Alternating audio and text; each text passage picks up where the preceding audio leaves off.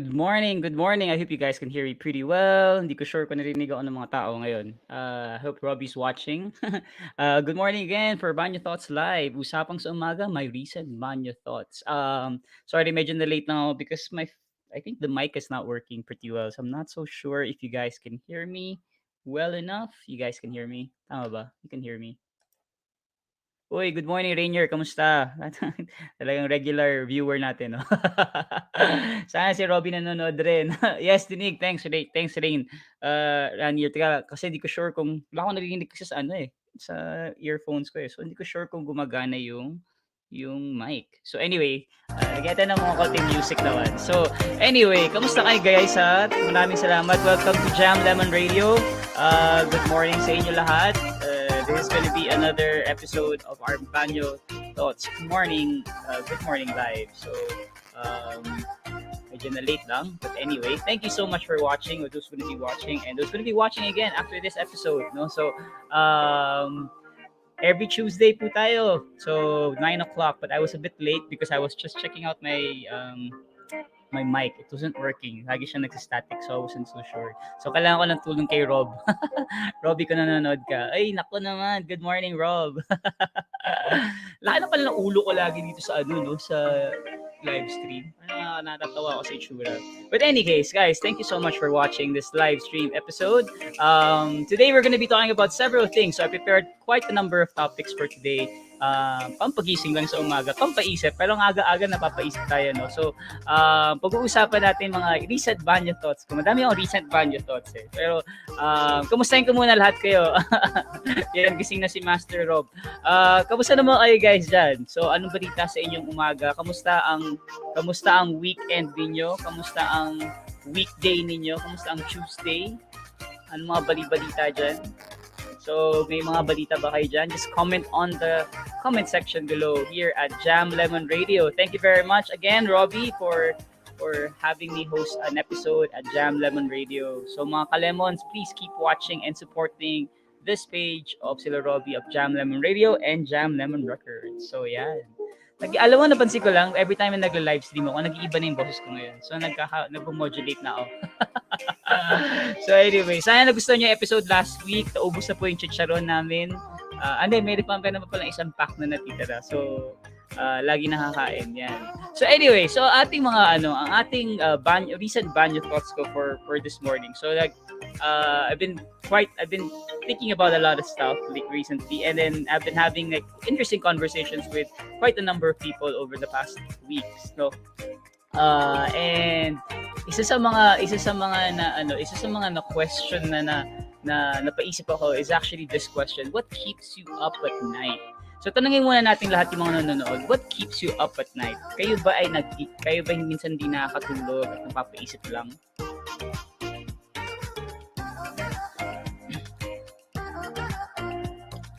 Just comment on the section below.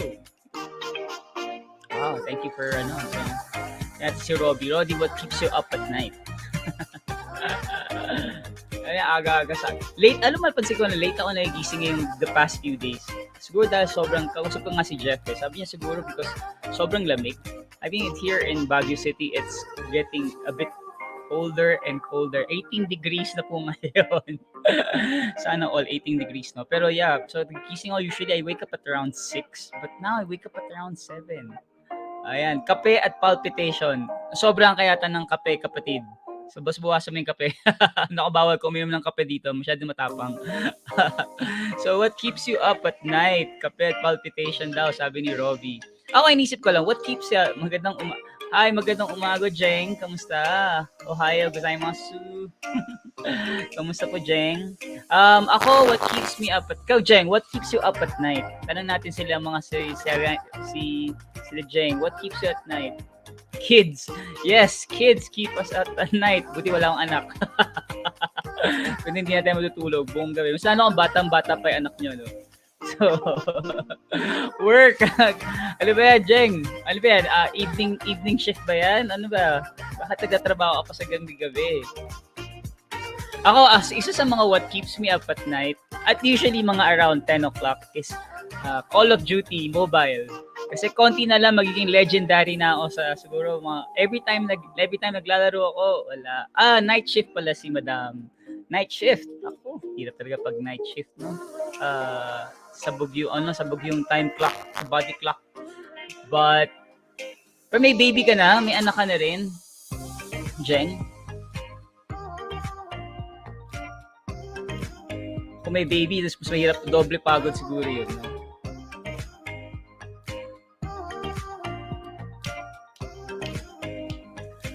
Ako inisip ko, what keeps me up? Yeah, 10-year-old na anak niya. Alright, wow. At least medyo matanda na. Kung medyo nga 1-year-old or 2 years old, medyo yun ang challenging siguro. Kung may ganun bata. No? Especially the terrible twos. Yung sinasabi nila pag na 2-year-old ang bata, yun ang medyo challenging.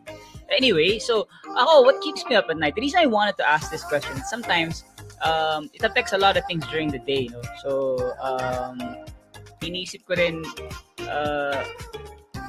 kasi nga lately, lagi ako nagising ng late ng umaga. Usually I wake up at around 6 and I do a lot of stuff ready by 6 o'clock. No?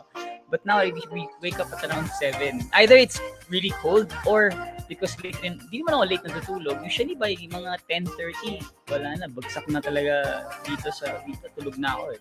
Pero I guess this happens to a lot of people, and I've been having these conversations with some friends over online, no, that what keeps them up at night, no? And then and it's like a valid question that sometimes we think a lot of things at night and we overthink.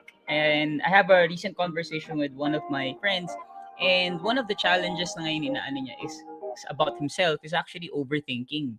And I was thinking, wow, is it normal ba mag-overthink? And I think ako personally, I do overthink. Medyo iniisip mo what's gonna happen in the future, what you had done in the past. And then segue lang, no, because the person who was saying, who we were talking about this is actually may history na ginawa siya before, and it every time the person thinks that yung ginawa niya over the past is significant, it's still applicable in the present. And I asked, are you still the same person in the past self? No, I mean, do you still have the same sentiment, same mindset? And sabi yan, di na. I mean, I have a different person now. I mean, completely different kasi unlike before, no. Pero so why do you keep on thinking about? Because para sa akin, what I did that time is unforgivable. Naku, maning-mani yung terrible 2 sa anak ko. Mas nahirapan ako sa terrible tatay. sabi ni Jeng, mas nahirapan siya sa terrible tatay. Nako, tanong natin kay Robby. Terrible tatay ka ba, Robby? Ay, nako. I don't know, anxiety. Yeah, I think there's a sabi na sa overthinking, is it anxiety? I think it's partly anxiety. I think, no, if you worry about what's going to happen next and what you're going to be doing in the future, no. But in this particular case, yung kinakwento ko about overthinking about my friend is that I think it's not so much of an anxiety. It's more of dwelling too much on the past, and then that keeps him thinking all the time that if I enter into this kind of relationship, if I talk to this person, if I do this thing, if I actually tried something else, parang laging yung isip yung nagawa na niya na nakaraan. So hindi makapag-move forward. Ito yung comment ni Robby, natawa ko. Pero hindi na related. Lahat ng tatay terrible para sa mga nanay. Totoo ba yan, guys? Totoo ba sa mga ating mga misis, lahat ng mga tatay, pero sa mga nanay? relate talaga si relate. Ito sabi ni Jeng, overthinking can be related to anxiety, especially if it's about the same thoughts, topic, and issue. Siguro I think so. I think that's a good insight, no, that it can be related to anxiety if it's the same thought, no.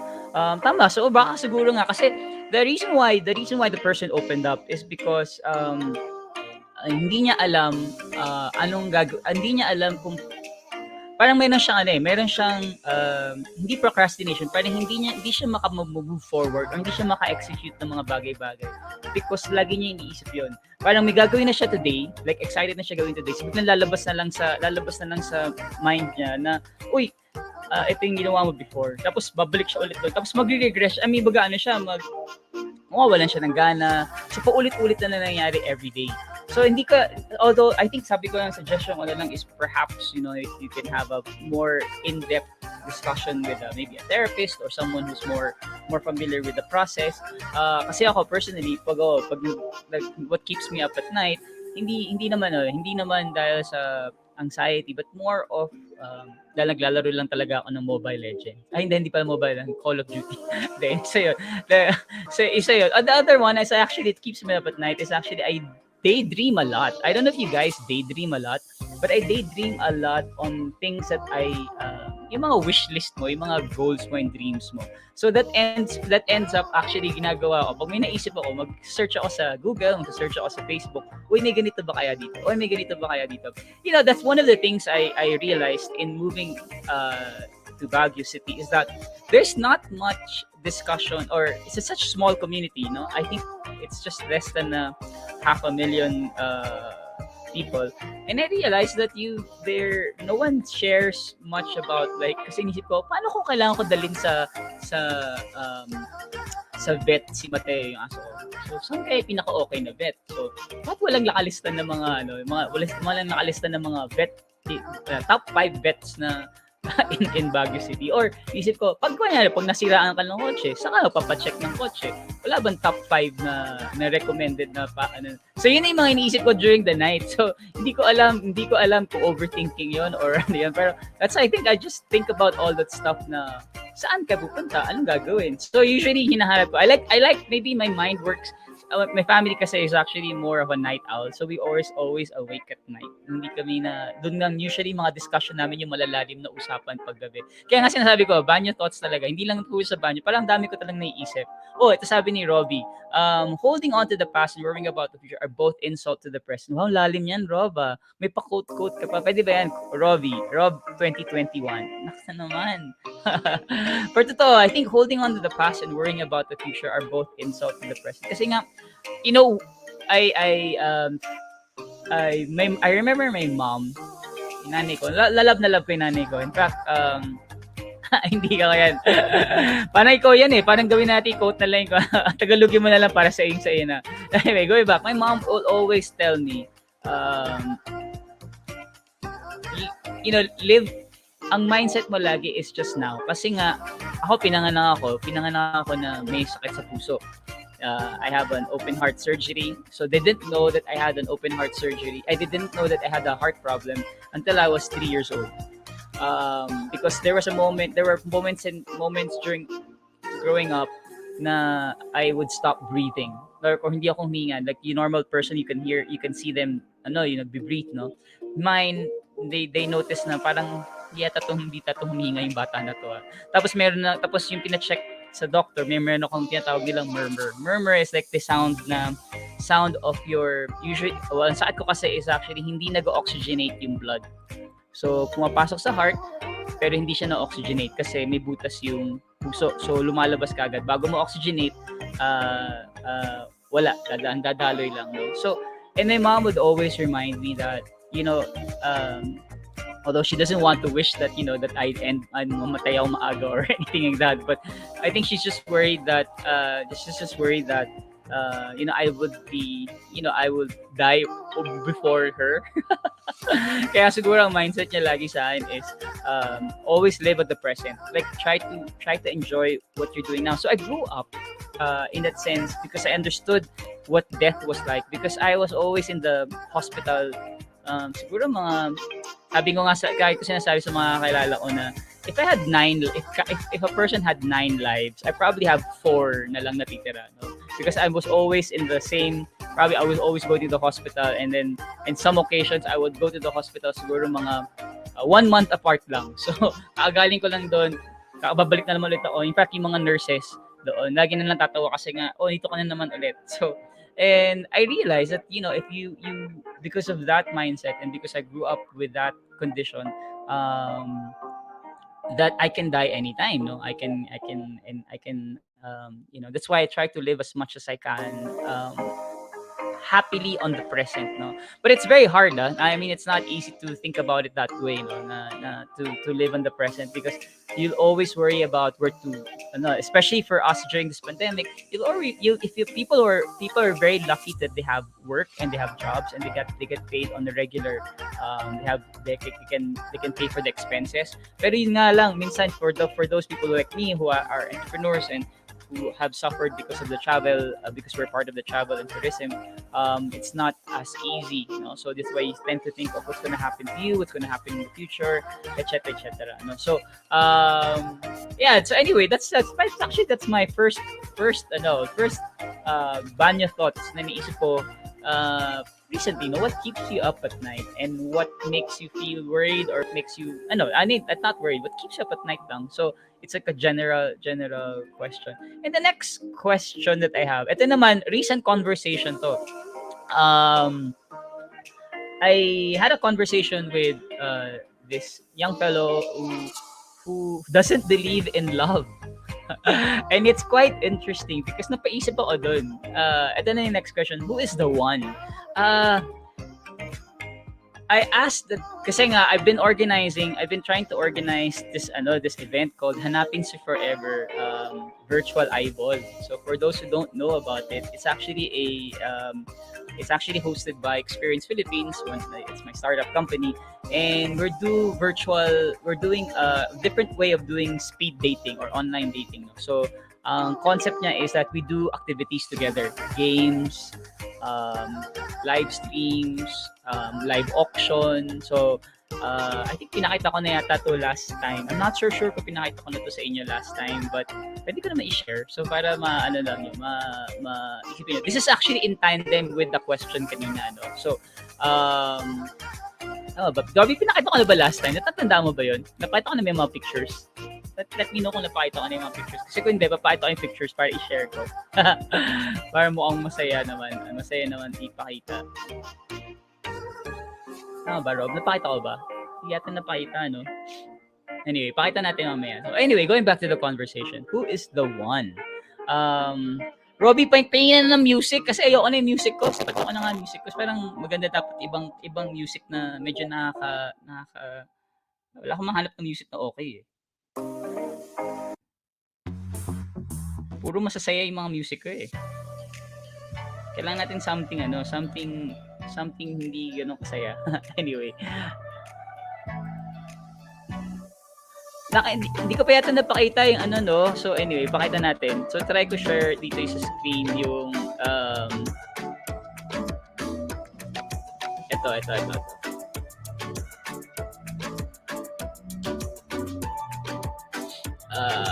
lang. So yeah to. Ito yung ginawa ko recently, no. So I'm not so sure kung nakita niyo na to, but it's something that I this is actually related to the conversation today, no. Pakita natin.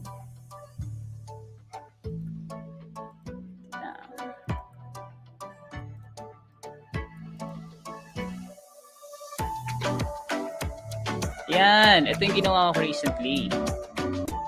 Hello, Mary. Kamusta? How are you doing? I hope you have a wonderful morning. So, sinishare ko lang yan. Ang itang topic na pinag-usapan ko ngayon, who is the one? So, gumawa ko ng ganito. So, hanapin si forever virtual eyeball. So, wanted single. So, ang sobrang fun na online dating event para sa mga single. They're ready to mingle. So, yung ba mga single dyan? Baka may kilala kayo ng mga single na gusto nyong i-ready to mingle na. Pakita lang natin yung kasi madami to yung ginawa ko na to eh. Natutuwa lang ako dito sa ginawa ko na to kasi I think it's such a relatable thing at this point, no? Yan. So anyway, so ito yung ginawa ko. So I created this one and I've been talking about it quite a lot and been trying to figure things out as well, no? So there is actually like i-share ko lang yung screen ulit. Lagay ko muna to. Yan.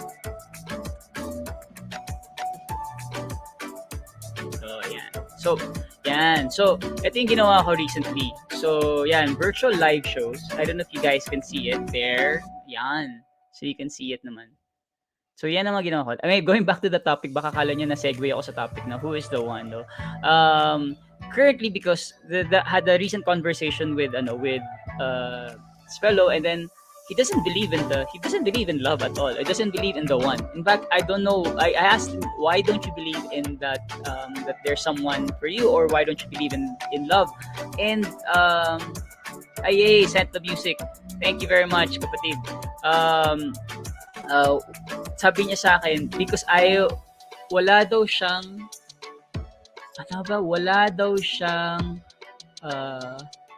because of the stories that the person hears about their friends, na hindi naging successful ang love life nila, kaya ayaw niya tuloy. Second, yung best friend niya, parang because nagkaroon na ng jowa, hindi na sila nag-uusap. Parang yun ang reason niya. So yun ang kanyang comment na bakit hindi siya naniniwala sa forever, or hindi siya naniniwala sa the one. So anyway, in connecting that in this one, that's the reason why we wanted to come up with this one. So I wanted to come up with an event where people can actually meet and break the barriers, no, of actually, it doesn't necessarily, kasi may mga set tayo na napansin ko lang in our conversation together. Napansin ko lang na merong set na checklist talaga yung tao. Okay lang naman magkaroon ng checklist eh. I mean, that's normal for many people, no? But sometimes I think personally, I think that if you create an opportunity for people to get to know other people through another way or other means, this can be a better way of getting to know them. Kasi nga, sabi nga nila, beauty fades, no? Pero yung personality stays, no? So, hindi tatagal talaga if you're very superficial lang. So, this is what we created, no? So, yan, virtual live show, may speed dating, online speed dating, so virtual hangouts and games. So, we'll be doing that actually this coming week. So, we'll be doing a live auction. So, pwede mo i-live auction yung date mo. So, date. So, itong online gaming dating night. So, people who have the same interest can actually join, no? So, yan. So, para sa inyo ba, who is the one? Yun ang tanong ko sa inyo. So, who is the one for you guys? Ayan. Ay, thanks. Okay. Tanong natin. Send na daw ni Robbie ang music. So, check natin kung nakita ko nga. Saan mo sinend, Rob? Sa email?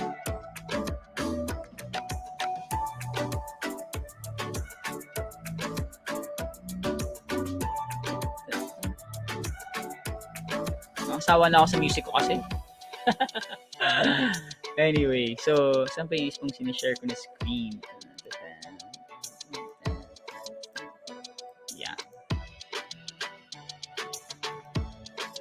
Yan. For you guys, who is the one? Sino ba yung the one, Robbie? Sino ba yung the one for you guys?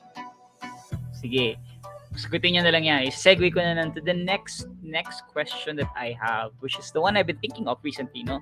Why are we afraid of losing and rejection? So that's been one of my questions rin, because of several conversations I had over the week, no? Why are we afraid of losing, and why are we afraid of rejection? So yung tanong ko sa inyo, why are we afraid of losing, and why are we afraid of rejection? So meron ba sa inyo takot mag-lose? Ako takot ako matalo sa game. Kasi madali na ako matapos malapit na maging legendary sa Call of Duty. So pero yeah. Pero ako personally, I am sabi ni Rob, pasok ang mga single dyan. Si Rainier, si Gyro, si Val, Krishamen. Dami sa email daw, sabi ni Bossing. Thanks, boss. Teka lang, check natin ang email kung nandiyan yung music para ma-play natin mamaya. Nakatuwa naman, actually, Robbie suggested that I actually have I have a background music for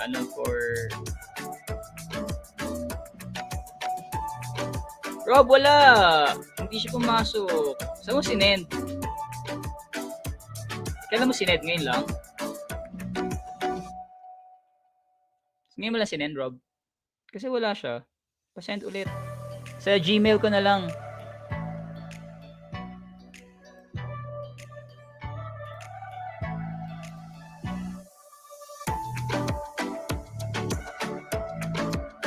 Sabi ni Krisha, Rob, wag ka manakit ang aga-aga. Ang aga hindi ko tabas ang bibig mo, ba't mo ba? Ay, sa Gmail ko kapatid, send. Send mo na lang sa Gmail. Lagyan natin. Gmail, please. Kasi, pwede na naman. Check ko yun sa speech. Anyway, so, ito ka lang. Ito na yung, nag-segue na naman. Madali lang ma-distract kasi. Hindi nyo distract. So, sa mga single dyan, pwede na kayo sumali sa aming Hanapin si Forever Virtual Eyeball. Yan. I-send ko kay Rob. Rob, pa-post mo naman sa Kalemon, no? Sa Jam Lemon Record. Yan. Pasmado bibig ni Manager Rob. Ay, wala akong Gmail. Ito, send ko sa'yo. Gmail.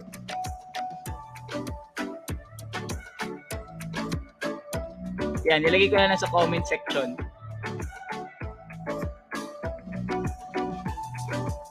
Ayan. Cool at machakit. Ayan. Nilagay ko na sa comment section, kapatid. Ang tawag dito, kaya balik tayo sa topic. Ano ba yan? Wala na. Why are we afraid? Ito na lang tanong ko. Why, guys, sa mga nanonood, why are you afraid of losing and are you afraid of rejection? If yes, bakit kayo takot?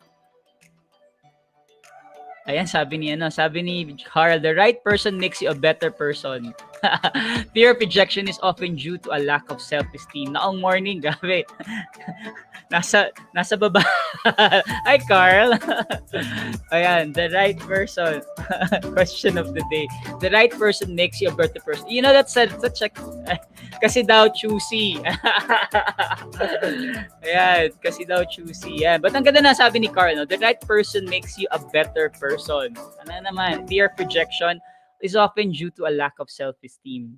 Totoo ba yun? Kayo ba naniniwala rin doon? Ako naniniwala ako doon. I think that's true, no? Fear of rejection is a lack of self-esteem. Yun nga yung kausap ko na tao na yun. Sabi niya, kasi ang story behind it is dahil wala siyang may ginawa siya over the past, hindi niya makalimutan. And mindset niya is hindi daw siya sapat para sa tao. Kaya kahit na gusto siya ng tao, ayaw niyang tuloy kasi nga parang feeling niya masama siyang tao. And sabi ko sa kanya, I think, di ba yung may napadot yung Jerry Maguire, and then this is famous line that says, "You complete me." Sabi ng girl kay Jerry Maguire. If you guys have seen that movie, no? I really, to be honest, I really don't believe in that line that you complete me, because at the end of the day, I think you should be complete yourself before you enter into a relationship. Because if you're not happy with yourself and if you're not solid about what your values are, hindi ka magiging happy, kasi kung hanap-hanapin mo lang is magkukumpleto sa'yo, talagang wala kang makikita, kasi lahat ng tao maghahanap din kung ano kukumpleto sa kanila. Baka hindi kayo makumpleto, no? So I think mas maganda yung process that you grow together, no? Ito nga sabi ni Jeng, no? Sabi ni Jeng is that ako hindi naniniwala sa the one, kasi usually when you say the one, the thinking is perfect embodiment na magiging life partner mo. But everybody has their own flaws and imperfections. So kapag lumabas na yung flaws na yan or mga traits na ayaw mo, then hindi na siya the one. Hindi na siya yung the one mo. So hanap na ba na next the one? Tama yan! Sabi ni isang bucket po sa table 9. Ito yung mga usapang umaga. Sorry, ginising ko kayo na ganitong usapan. Na napakaaga ng usapang na napakalalim, no? Pero teka lang, i-check na natin muna yung music kasi para mapalitan na yung... Yan. Thank you, Robbie. I love you. I love you, love you. Ay, wow, ginawa ni Franz. Natuwa naman ako dito. Check natin yung music.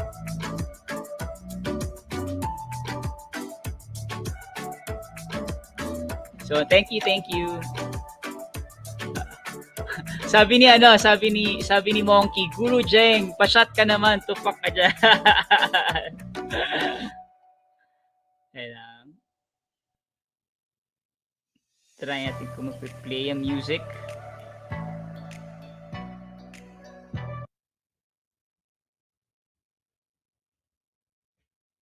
Kaya, check natin kung mag-play. Hanggang... Sabi ni Jeng, hanggang maging 2, the 3, the 4, ano na, Tears of Cruise. Alam mo, totoo yan. I think that's a a valid statement, no, na sinabi ni Jeng, no, na because we always look at the perfection. O sabi ni Krisha, not really afraid more on masakit than even for us na nare-reject, but most especially if we take the feelings seriously, which we should. But the reason why we reject someone or be rejected is for the reason that all of us deserve to be given the same love back. Mahalaga ka, deserve mo din mahalin ng iba kagaya ng binibigay mo pagmamahal. At that moment, you're at the peak of your happiness. Alam mo, super true yan. I think when we have rejection, in my opinion, no, that's when it's when we get rejected, we think it's such a personal thing for us na parang, uy, pinareject na yung buong pagkatao mo. It's just that probably the person rejected us is kasi nga lang hindi lang siya pumasok dun sa checklist niya. So kaya hindi ka na-reject. It's not really about you. It's just more of that person na nag-reject sa'yo na hindi lang pumasok sa checklist niya. So, ang question ko ngayon, anong gagawin mo 'pag na-reject ka? Krisha, anong gagawin mo 'pag na-reject ka? Pa-workshop naman. Gusto ko talaga yung mga comments dito, natatawa ako. It's really engaging. Ayaw mag-play pa, Robby. Teka lang, ayaw mag-play ng aking music. So, teka lang, ayaw mag-play ng email lang. So, play natin mamaya. So, at least meron na akong panibagong music na ipe-play for the meantime. Hanap lang tayo ng magandang-ganda. Yan. Di hanap ng iba. Sabi ni Monkey, totoo yung Madam Jeng, and mostly wedded and mature couples ganyan ang pananaw. Yan. Sabi naman ni Rob, Maring Jeng, paki-workshop naman si Krisha. lakas maka ni Rob. Tapos sabi niya, hindi ko kailangan workshop, Sir Rob. Ayan. Ano to sabi ni Jeng? When we lose and we get rejected, we lose what we are used to. What you're comfortable in doing in comfort zone, it's really hard to be out of the comfort zone. That's when you start questioning yourself. Wait, question ko lang yung Jeng, no? Kasi medyo yung concept na concept ng comfort zone na yan. Lahat tayo may comfort zone, no? Pero like yung ikaw, since nahanap na yung asawa mo, hindi ka ba lumabas sa comfort zone mo rin just to find out yung nakilala mo yung husband mo, yung si terrible tatay? Hindi ka ba hindi ka ba natakot na mag-risk rin in getting into a relationship with the terrible your husband?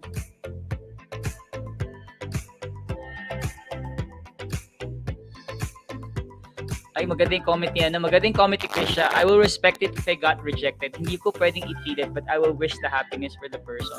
Hindi ba parang yan? Hindi ba parang ayan, sabi niya, yung sawa ko bigla lang smooth put sa buhay, pakalat ka. Pakalat-kalat. O so, para sa mga nagtatanong, ano ba yung tanong? Why are we afraid of losing and rejection? Kasi yun ang aking question na iniisip ko usually sa mga recently lang, no? Why are we afraid of losing and rejection?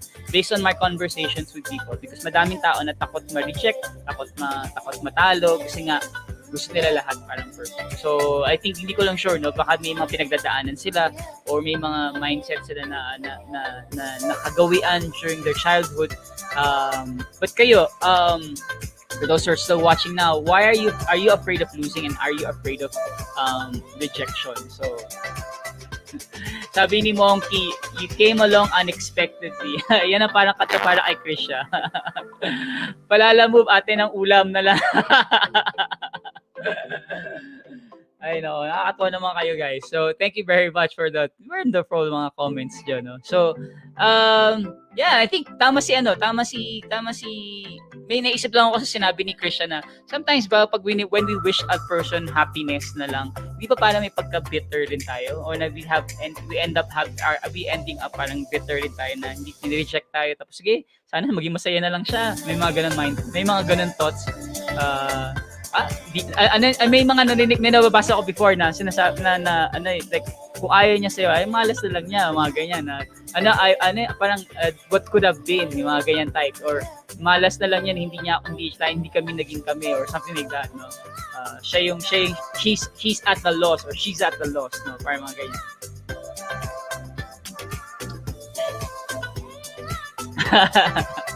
Anyway, I really enjoy this topic because anyway, going back to the conversation that I had with this friend of mine, yun nga, hindi siya naniniwala. The one, tapos yung mindset pa talaga niya is you know, I don't know, maybe hindi niya inaangkop niya siguro yung sinasabi sa sarili niya na about losing, but I think it's really a being afraid of really taking or maybe going out of that comfort zone, or madami lang sigurong horror stories siya narinig. Siguro ano lang yung bad trip lang talaga siya na yung best friend niya hindi na siya pinapansin dahil nagka-jowa na yung best friend niya, kaya siguro hindi na siya niniwala. So once takot din siya ma-reject.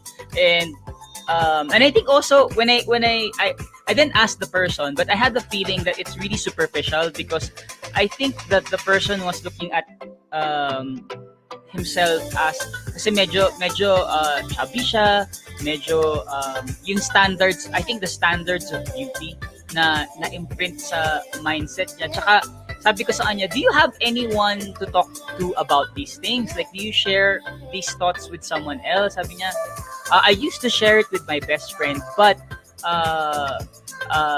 since ang kajowa, wala lang ako usap. Sabi niya, that's so sad. Sabi ko, don't you have friends that you can discuss these things with?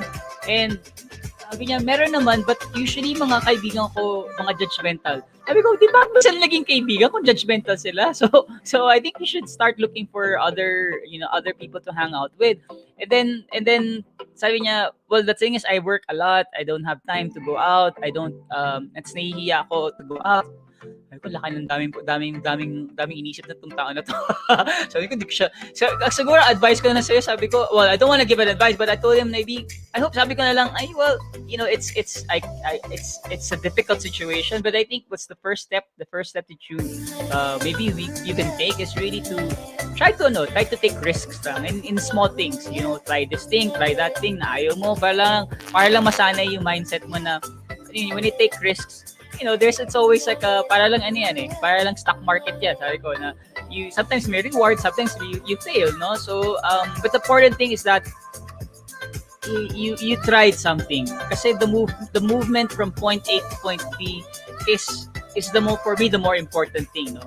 Whether it's a failure or a success. Failure, okay. Success, okay, plus point na yan. Pero yung movement na lang yun yung masaya.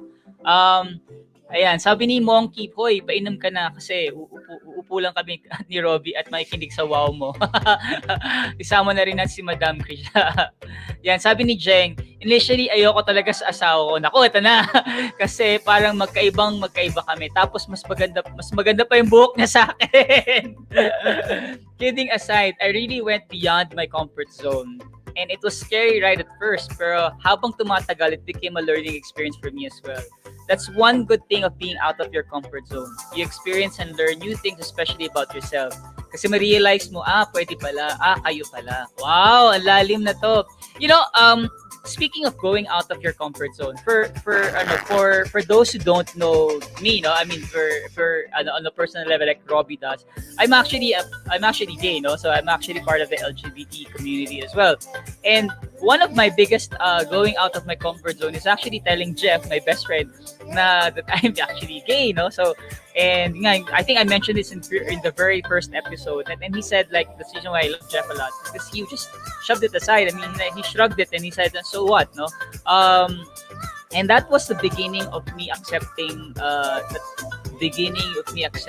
things and being happy where I am. No, if people don't understand, kasi when I came back to Philippines, one of the biggest difficulties that I had really, one is making friends because I grew up medyo in a different medyo liberal environment. Two is that the LGBT community here is not as progressive. Medyo judgmental ang mga tao. Even my family, so even my friends, medyo judgmental sila. Tsaka even with the gay community here in the Philippines, napansin ko lang they're very judgmental. They always base it on the looks and they base it on the abs. They base it on the they don't go beyond that. So that's why they always get like rejection and they always get like parang they have this whole checklist, and I feel that this is like a mental stress to a lot of people. In fact, that's why in-organize ko rin. Nag-organize rin ako dito. So, hindi pa alam nila Carlton, nila Jeff. No? But I started organizing, hanapin sa Forever Baguio edition naman for the gay community here. Not because I want to meet other gay guys, but because I understand also the idea of inclusivity, no, na minsan mga tao kasi they just need someone to talk to and someone to just discuss, and it's also very refreshing to hear other sides of the story of why people go through things, no. Actually, I recently had my HIV testing, not because I'm a super sexually active, no, because it's just part of my every 3 months sa Love Yourself, we do HIV testing, no. So nagpa HIV testing ako, and the guy who I was talking to, who was taking the test, he's also gay. And then he said na tinanong ko, what's the gay community like here in Baguio? Sabi niya they're very lahat sila tago, ayaw nila maglabas kasi nga very judgmental ang mga Pinoy dito, yung mga nakatira dito. And I said, so paano yun? So how do they people meet up, and how do they people who hang out together, and how's the life like? Sabi niya, it's very challenging for them. That's the reason why lahat ng mga, kaya ako lagi in-encourage magpa-test, kasi lagi silang patag, walang nag-educate. Parang yun ang ano niya. So he's been doing that. He's a medical technician. Meron siyang jowa na, no? So may jowa na siya. He's a medical technician who does this thing on the side, that he tries to help people, encourage people to have HIV testing and educate them about sexual positivity and all of that. In fact, segue ko na rin. Kaya ako rin nag-start ako ng isang live stream called Sexual Positivity with Sex Toys. So panoodin niyo yung live stream ko na yun. This is gonna be on Saturday at 8 p.m. We're gonna be talking about sex toys, adult toys, because I think that's also part of the dialogue and the conversation. So anyway, dami ko na sa inyo, no? Kwento. So, dami ko na nakwento ngayon live stream na to. Nananahimik daw sila dito. Monkey, makinig ka lang. Kami ni Kuya Rob, isip lang. Sabi ni Carl, if you get rejected, one of the ways to handle is to keep things in perspective. Think about what you're good at and what's good about. Alam mo, tama yan. What's good about you? Kasi sometimes when we try to think about when we get rejected, we think about what was the reason why we got rejected. So doon lalabas yung insecurity natin. Pangit ba ako? Madami ba akong pimple? Mataba ba ako? So, but if you put it in the whole perspective, and it requires a lot of I think supportive friends rin, and people who have a good environment and a mindset na what are the good things about you, because there are many good things about you that you deserve, that's makes you and makes you a happy person, and makes someone else happy about you, no? So ito naman, quote of the day: not really afraid, no person wants to be rejected. We are leaving the world full of rejection. We just get used to it in the long run. We just accept it because we should realize life always goes on. Totoo yan. Life always goes on. And I think that it's more of the mindset of how to accept it and how to adapt to the rejection, no? Kaya sabi niya. Sabi ni Carl, pa-follow up yun sa bucket sa table 9. Ito dapat yung mga usapang umaga na may tiya. Kayo mga kalemon, na-inspire ba kayo to go out of your comfort zone and trying to write music? O, diba? Ito, ano ba yung mga ano natin? Ayan, sabi ni Rob, uy, nice show yan. Sexual positivity, per SPG yan. Paalam mo na ako sa magulang ko. Pero guys, you just watch that episode. It's gonna be streaming in Experience Philippines. Ilagay na lang ni Robbie sa sex sa ano. But it's gonna be at 8 p.m. So gabi, usapan gabi yan. So we can talk about lots of like interesting stuff about sexual positivity and adult toys. No, it's really, yes, it is actually rated. Medyo kaya ginawa namin ng gabi rin because medyo para wala nanonood ng mga bata. So anyway, so ayun, sana madami ka natutunan about this topic for today, about why are we afraid of losing and why are we afraid of rejection. Kuya Pao, feeling ko hindi ko nag-type na to. Lakas makazorin. Loko. Anyway, so ito naman, ito naman yung one of the last I wrote this down last December 28. It's related to what we're talking about today, no? So, ito. So, lagay ko lang yung ating, the crossroads of decision. Inalagay ko lang sa live stream. So, in summary, parang magandang pang-ending lang, no? Karamihan ng kabataan ngayon, nocturnal. Mas safe yata sa umaga, tulog pa sila. Okay lang yan, para ma-educate rin sila about, ma-educate rin sila. Kung ma-MTRCB tayo, okay lang yan. Anyway, just to end the live stream on a positive note and a bit more like summarizing everything, so this is what I think, no, we will always be in a crossroads of everything, you will always be in a crossroads of decision. So whatever decision you make, think of it as a whole world of adventure. Hashtag no regrets. This is actually my mantra since I realized I will not since I realized that medyo shorter in lifespan ko compared to the regular human beings because of my congenital heart disease, no. I always thought of it a hashtag of no regrets. That's why siguro madaming beses na ako na hospital kasi nga I've been doing crazy stunts like I like these groups, di pa alam nila, Jeff, but I used to rappel a lot. Like when I say rappel, I rappel sa mga unrappellable places na hindi mo dapat gagawin. So in the middle of the bridge sa highway sa northern I think to sa SLEX tama sa SLEX. Sa mga bundok, sa Mount Makiling, nagre-rappel. Anyway, kaya madaming beses na ako sa ospital dahil doon. Because I wanted to say that, at least pag namatay ako, ayoko magsabi na ayokong mag-isip na ayoko mag-overthink, ayoko magkaroon ng mga midnight thoughts, no, mga thoughts sa gabi or bago umatay na, the things you could have done, no. I really want to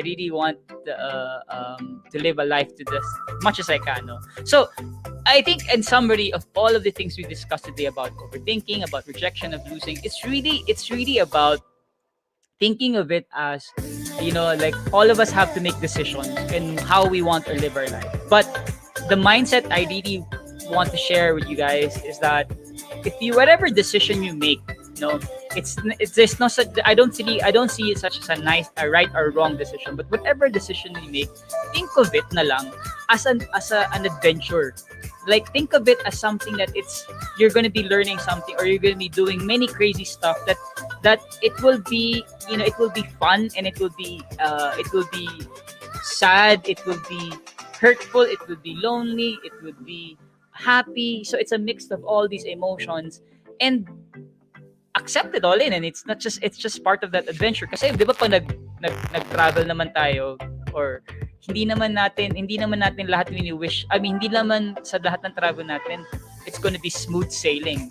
There's going to be a lot of there's going to be discomfort, there's going to be comfort, there's going to be unexpected stuff, unexpected things that are happening, but we still pursue with adventure. And then at the end of the day, yung nga sinasabi ko kaila Jeff, kaila Rob before, na at the end of the day, you don't really remember you don't remember visually the place, but what you remember are the things that happened to you, and the feelings that happened to you, the experience that you have in that adventure. And I think that are the decisions that we make in life, whether venturing out, going out of our comfort zone, like sabi ni Krisha, like sabi ni Jeng na yung going out of the comfort zone sa asawa niya and meeting na asawa niya. And it's a whole lot, parang it's like a risk that she took, and it's a whole adventure that she realized, may ganito pala ako natutunan, or may ganito pala ako na-acquire, or may na parang we grew together. So I think it's a very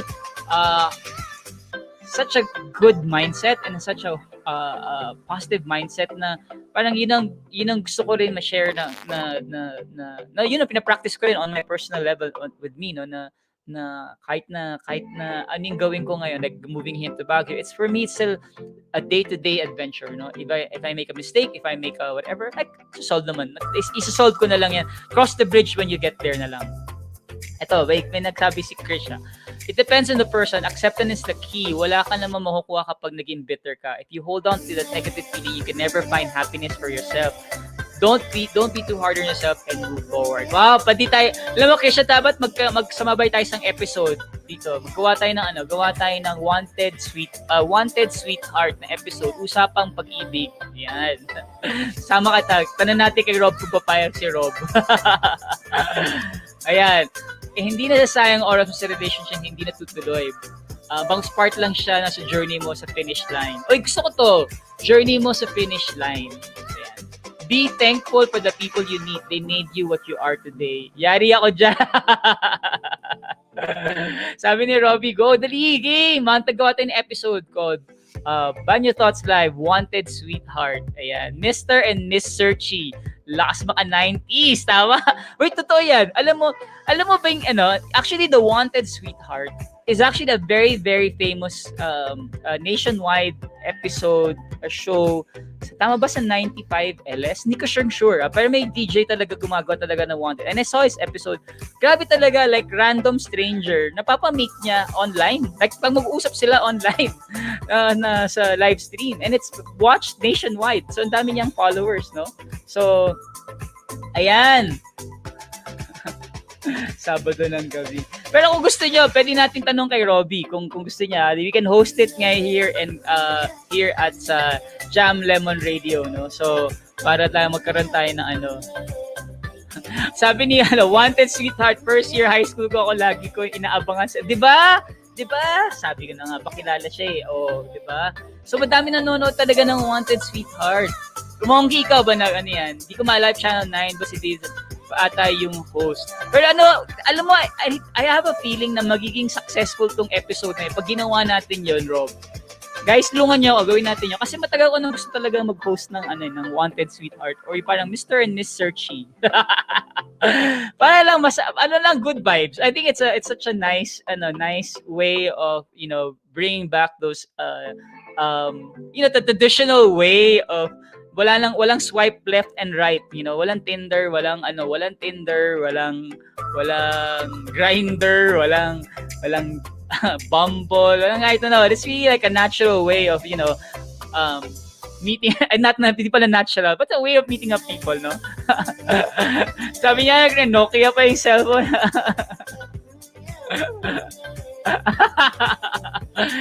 Good vibes. Ay, nako. Diba? Gawin natin yan. Masaya to. Masayang gawin. So, try natin gawin yan. Kung papayag si Boss Rob. Gawin natin sa episode. Pilot episode natin, Wanted Sweetheart. Kung umpisa natin sa mga Jam Lemon, mga kalemon na single, i-match natin sila online. Pwede siguro naka-maskara sila para hindi na makita yung sarili na, yan, di ba? Para personality test na lang. You fall in love because of the personality. May blessing na, #blessed. Anyway, you guys, so I really appreciate this episode. So kung gusto niyo gawin natin, i-upvote natin, tanong natin kay Rob, kung okay ba ay sabi ni Krisha, ako yung sasama ako din yung single, ako ba yung mag-a-apply?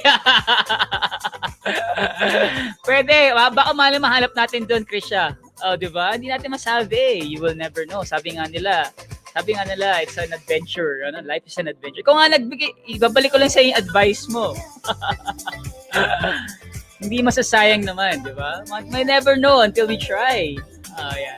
So, anyway, maraming salamat for joining us in this episode of BanyoThoughts Live with Jam Lemon Radio and Jam Lemon Records. So, mga kalemons, maraming salamat for watching this. So, if you guys want to do the Wanted Sweetheart or Mr. and Miss Searchy, yan, gawin natin dito, i-host natin kung papayag si Boss Robbie. Diba? So, thank you guys for watching. I hope you had the good vibes this morning and hope you guys learned a couple of things about myself, about the topic, about love, and yan. So, ayun, nako, thank you very much kasi sa aliwan segment mo. Nako, sana na-entertain. Salamat naman. Nakakataba ng puso, no? So, ayan, yeah, dude, super lamig dito ngayon. Yun ang sasabi ko. Ayan, Mr. Uy, gusto ko tong title na to. Hindi, gawin natin Mr. and Miss Lemon. Yun na pwede natin gawin. Ay, alam mo, Monkey, teka lang, sabi ni Monkey, may pa-premyo ba yung mananalong couple? Naku, padami tayong pwedeng pa-sponsor. Hanap tayong mga sponsors. Padaming gusto mag-sponsor niyan. Gawin, padami na pwedeng kausapin dyan. Sabi ni Paolo, not trying to be religious. When every decision we make, we should put God in the center. We may stumble and fall, but for sure we can never go wrong. Always be for our good and for our benefit and for our sake. Tama naman yan. I believe in that, no? I believe in that. In every decision that we make, there's always something that we can get out of it. So yan. Paolo, amen daw. Tanduay. Isang kaba ng lemon or lemonade. Ay, loko kayo guys. Enjoy kayo kausap. I really enjoyed having a nice conversation with you this morning. Good vibes kayong lahat mga kalemon. So, paalam na lang tayo kay Mr. Rob kung gagawa tayo ng isang host ng isang Mr. and Miss. Pero gusto ko yung title niya, Mr. and Miss Lemon. Yan. Searchy. Anyway, so good morning to everyone. I hope you guys enjoyed this episode of BanyoThoughts Live. Good morning edition. Sabi ni Jeng, yung reward sa mga successful couples yata to isang sakong lettuce at strawberry galing Baguio. Hindi pa yata season ng strawberry ngayon, pero yeah. Sabi niya, i-co-host talaga dapat. Going game lang ako mag-host. I'm more than willing. We can do it once a week. I don't know how you guys want it done. But yes, I'm open to hosting it. So, ticket sa hotel, sa Pasig or voucher, Sir Rob. Anong hotel? Nagsisimula ba sa ano ba yan? Yung so good, so clean ba yan? So anyway, masegue na naman tayo sa mga usapan. Thank you again for the good vibes. It's just a nice conversation again with you guys. Nakakatuwa kayong kausap mga kalemons, and I'm really happy that you guys have a strong community and that you're growing a growing community as well. So yun, so have a good day, good Tuesday. Sana makita-kita tayo ulit next week on Tuesday 9 a.m. In the morning next week. For those who want to watch another live stream na medyo yung kinakwentuhan about sexual positivity, please do watch our episodes Experience Philippines live stream on Saturday, July 24 at 8 p.m. We're gonna be talking about adult toys. So have a great day, everyone. Love you guys, miss you all, and I hope you guys have a wonderful day today. So see you guys next week. Goodbye. Yes, sabihin ko kayan, Rob. Have a great day, everyone. See you.